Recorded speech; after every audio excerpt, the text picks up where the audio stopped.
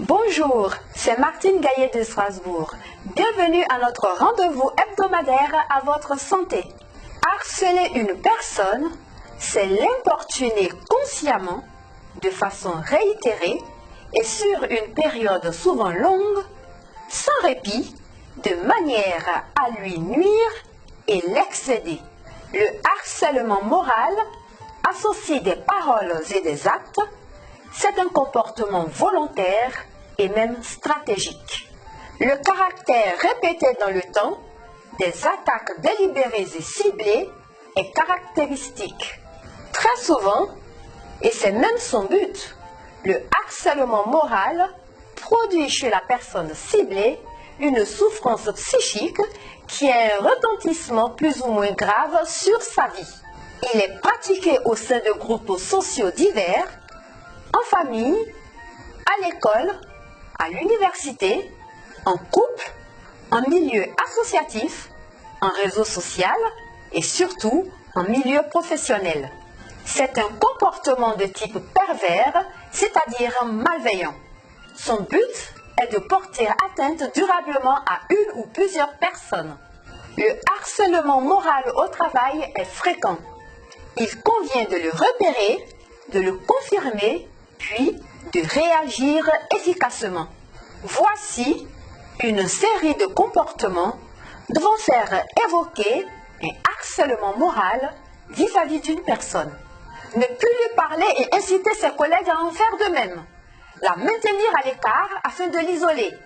S'adresser uniquement aux autres devant elle en ignorant sa présence. Cesser une conversation quand elle s'approche. L'interrompre sans cesse. La rabaisser et même l'humilier en présence des autres. La déconsidérer publiquement. Lui faire des remarques blessantes ou des sous-entendus offensants. Lui tenir des propos insultants.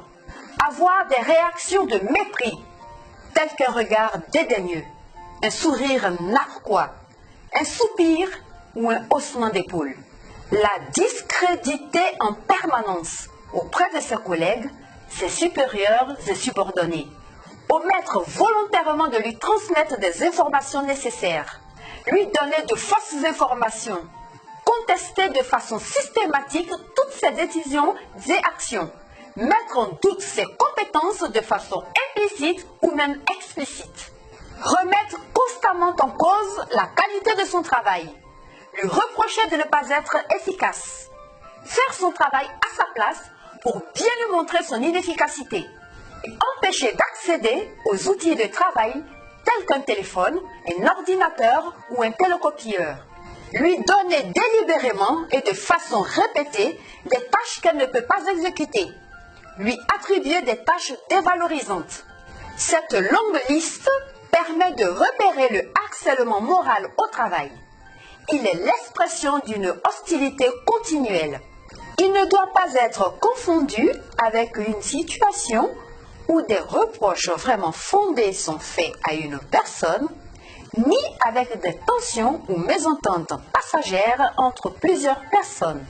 Il doit aussi être distingué des menaces ainsi que de la discrimination qui consiste à défavoriser quelqu'un pour un motif soit raciste, sexiste, homophobe ou syndical. La victime d'un harcèlement moral a tendance à perdre confiance en elle et à s'isoler. Elle doit surtout en parler à quelqu'un de confiance et cesser de se culpabiliser. Quand ce sera possible, elle devra dire à la personne harceleuse que ses paroles et son comportement sont déplacés et offensants.